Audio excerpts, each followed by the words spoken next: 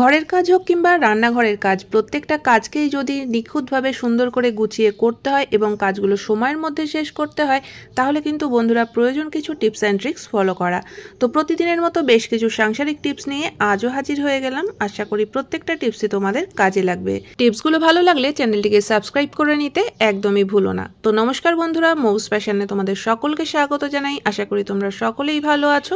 তো চলো দেখে নেওয়া যাক আজকের প্রথম টিপস। অনেকেই আছে বাগান করতে পছন্দ করে, কিন্তু বাগান করার সেরকম যদি জায়গা না থাকে, তো আমরা হয়তো যতটুকু জায়গা থাকে জানলার উপরে সেখানেই কিছু গাছপালা লাগাই। কিন্তু গাছপালা লাগানোর জন্য তো টবের অবশ্যই প্রয়োজন, কিন্তু টব কিনতে গিয়ে দেখবে যে এক একটা টবের কিন্তু অনেক দাম। তো যদি আমরা একটু বেশি গাছপালা লাগাতে যাই, তাহলে এই টবের পেছনেই কিন্তু অনেক টাকা খরচা হয়ে যায়। তো সেক্ষেত্রেও কিন্তু আমরা এই ফেলে দেওয়া প্লাস্টিকের জারগুলোকে কাজে লাগাতে পারি। আমাদের ঘরে কিন্তু অনেক সময় এই ধরনের বড় বড় জার থাকে, যেগুলো আমরা ফেলে দিয়ে থাকি। তো এই জারগুলোকে ফেলে না দিয়ে কিন্তু কেটে আমরা টবের কাজ করতে পারি। তো প্রয়োজন অনুযায়ী কিন্তু কেটে নিতে হবে। এটাকে তোমরা দু টুকরো করেও কেটে নিতে পারো বা বড় একটা টুকরো কেটে নিতে পারো। তো যদি দু টুকরো করো, তাহলে কিন্তু এখান থেকে দুটো টুকরোর মধ্যেই আমরা গাছ লাগাতে পারবো, মানে একটা জার থেকে আমরা দুটো টব তৈরি করে নিতে পারবো। তো এখানে আমি আগেই কিন্তু ইউজ করেছি এই জারগুলোকে কেটে, তো তোমাদেরকে একটু দেখিয়ে দিচ্ছি। দেখো, এই টুকরোগুলোকে কিন্তু তোমরা এমনিও ইউজ করতে পারো, বা যদি একটু কালার করে নেওয়া যায় নিজেদের মন মতো, তাহলে কিন্তু দেখতেও ভালো লাগে। আর এই টবগুলোর মধ্যে গাছ লাগালে গাছও কিন্তু বেশ ভালোই হয়। তো এখানে দেখো, আমি কিন্তু বেশ কয়েকটা নিজের মন মতো ছোট বড় সব রকম করে কেটেই কয়েকটা টব বানিয়ে নিয়েছি। আশা করি বন্ধুরা টিপসটা তোমাদের সকলেরই কাজে লাগবে। দেখে নেওয়া যাক পরবর্তী টিপস। জামা কাপড় যদি অল্প স্বল্প একটু ছিঁড়ে ফেটে যায়, তার সেলাই করার জন্য কিন্তু আমাদের সূচের প্রয়োজন। তো আমরা যখনই সূচ কিনি, একসঙ্গে কিন্তু বেশ কয়েকটা কিনে রাখি। সেরকমই সেফটি পিনও কিন্তু যখন কিনি অন্তত এক পাতা কিনেই রাখি। কিন্তু এই সেফটি পিন বলো বা সূচ বেশ কিছুদিন হয়ে গেলেই দেখবে যে এর মধ্যে কিন্তু জং ধরে যায়। তখন সেই সুচগুলো দিয়ে যেমন কোনো কিছু সেলাই করতে অসুবিধা হয়, সেরকম এই সেফটি পিনগুলোও কিন্তু সেরকম একটা কাজে লাগানো যায় না। বিশেষ করে যখন আমরা শাড়ি প্লিট করতে যাই, দেখা যায় যে সেফটি পিনটা বেঁকে যাচ্ছে, তবু শাড়ির মধ্যে ঢুকতে চায় না। তো এরকম করতে গিয়ে দেখা যায় যে শাড়িটাও হয়তো ছিঁড়ে যাচ্ছে। তো এই সেফটি পিন বা সুচগুলোকে অনেক দিন পর্যন্ত ভালো রাখতে কিন্তু এই টিপসটা ফলো করতে পারো। দেখো, এখানে আমি একটু পাউডার নিয়ে নিয়েছি, আর এগুলোর মধ্যে একটু পাউডার ছড়িয়ে দিলাম। তো এইভাবে পাউডারে ভালো করে মাখিয়ে তারপরে যদি আমরা একটা কোথাও রেখে দিই, তাহলে কিন্তু দেখবে জিনিসগুলো অনেক দিন পর্যন্ত ভালো থাকবে, আর এর মধ্যে কোনো জংও ধরবে না। তো আশা করি বন্ধুরা এই টিপসটাও তোমাদের কাজে লাগবে। চলো চলে যাচ্ছি এর পরবর্তী টিপসে। প্রতিদিন ভাত ডাল রান্না করার আগে কিন্তু আমরা চালটাকে বা ডালটাকে খুব ভালোভাবে ধুয়ে নিই, আর চাল ডাল ধোয়ার যে জলটা, সেটা কিন্তু আমরা ফেলেই দিয়ে থাকি। কিন্তু চাল ডাল ধোয়ার প্রথম যে জলটা, এই জলটা ফেলে না দিয়ে যদি রেখে দেওয়া যায়, তাহলে কিন্তু এই জলটাও অনেক কাজে লাগে। তো এই জলটাকে আমরা কিভাবে কাজে লাগাতে পারি, চলো সেই টিপসটা আজকে তোমাদের সঙ্গে শেয়ার করছি। এখানে দেখো, আমি চাল ধোয়ার প্রথম যে জলটা, সেই জলটাকে আলাদা করে একটা বাটিতে রেখে দিলাম। তো এই জলটা কিন্তু আমরা গাছপালার গোড়ায় দিয়ে দিতে পারি। আমাদের কিন্তু বাগানে অনেক রকম গাছ থাকে, বা অনেক সময় আমরা টবেও গাছপালা লাগিয়ে থাকি। তো এই জলটা যদি আমরা গাছের গোড়ায় দিয়ে, তাহলে কিন্তু গাছের গ্রোথটাও খুব ভালো হবে। আবার অনেক গাছে দেখবে যে পাতা একদম কমে যায়, তো সেই সব গাছেও যদি আমরা এই চাল ডাল ধোয়া জলটা দিয়ে দিতে পারি, তাহলে কিন্তু গাছে আবার নতুন পাতাও গজাবে।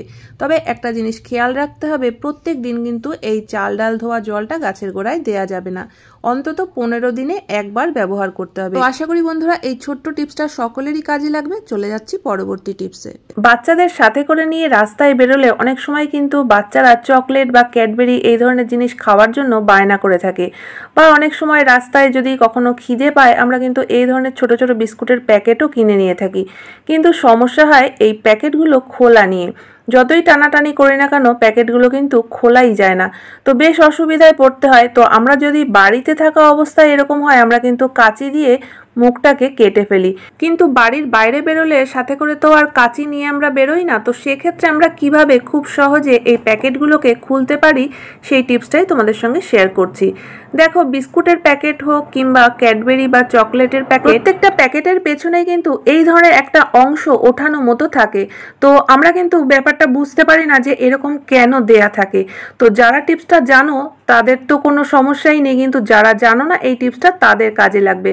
দেখো এইভাবে যে ওঠানো অংশটা রয়েছে এইভাবে করে ধরে যদি একটু টান দেওয়া হয় তাহলে কিন্তু আর খুলতে কোনো সমস্যা হবে না বা কাঁচিরও প্রয়োজন হবে না, খুব সহজেই কিন্তু খুলে যাবে।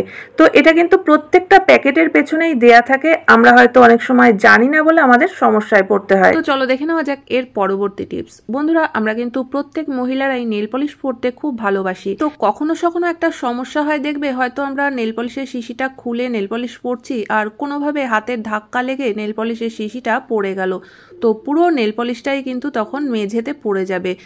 এছাড়াও অনেক সময় দেখবে বাচ্চারা কিন্তু দুষ্টুমি করে নেল পলিশটা নিয়ে পুরো মেঝেতে লাগিয়ে দেয়, আর মেঝেতে পড়া এই নেল পলিশ যদি একবার শুকিয়ে যায় তাহলে কিন্তু এটা তোলা খুবই সমস্যা হয়ে যায়। তো যদি আমাদের কাছে নেল পলিশ রিমুভার থাকে তাহলে কিন্তু অতটাও সমস্যা হবে না, আমরা রিমুভার দিয়ে ঝটপট করে নেল পলিশটাকে উঠিয়ে ফেলতে পারবো। কিন্তু যদি সেই সময় ঘরে রিমুভার না থাকে তখন আমরা কিভাবে বিনা রিমুভারে আমরা সমস্ত নেল পলিশটাকে একদম পরিষ্কার করে মেঝে থেকে তুলে ফেলতে পারবো। তো তার জন্য এই টিপসটা অবশ্যই ফলো করতে পারো। তো যেখানে নেল পলিশটা পরে ধরো শুকিয়ে গেছে তার উপরে কিন্তু দিয়ে দিতে হবে সামান্য একটু চিনি। তো দেখো এখানে কিন্তু আমি একদম অল্পই একটু চিনি দিয়েছি, কারণ এখানে নেল পলিশ খুব বেশি লাগেনি। তো যদি নেল পলিশ অনেক বেশি লাগে তাহলে কিন্তু চিনির পরিমাণটাও একটু বাড়িয়ে দিতে হবে। আর এবার আমি এই চিনি যতটুকু নিয়েছিলাম ততটুকুই নুন চিনির উপর থেকে দিয়ে দিচ্ছি। তো এই নুন চিনি মিশিয়ে নেওয়ার পর তারপরে দেখো একটা আমি নিয়ে নিয়েছি শুকনো কাপড়। তো এই শুকনো কাপড়টা দিয়ে নেল পলিশের উপরে যদি নুন চিনিটা দিয়ে একটু ঘষে নেওয়া যায় তাহলে কিন্তু দেখবে যে আর নেল পলিশ রিমুভারের কোনো প্রয়োজন হবে না, একদম সহজে পুরো নেল পলিশটাই উঠে আসবে এই নুন চিনির মধ্যে। তো তোমরা দেখতেই পাচ্ছ নেল পলিশ কিন্তু পুরোটাই উঠে গেছে, আর এখানে মেঝেটা কিন্তু একদম পরিষ্কার হয়ে গেছে, মেঝেতে কিন্তু আর কোথাও এতটুকুও দাগ নেই। তো এবার আমরা এই নুন চিনিটাকে তুলে নিলেই কিন্তু সম্পূর্ণ পরিষ্কার হয়ে যাবে। তো আশা করি বন্ধুরা আজকের প্রত্যেকটা টিপসই তোমাদের কাজে লাগবে। কোন টিপসটা সব থেকে বেশি ভালো লেগেছে অবশ্যই কমেন্ট করে জানিও।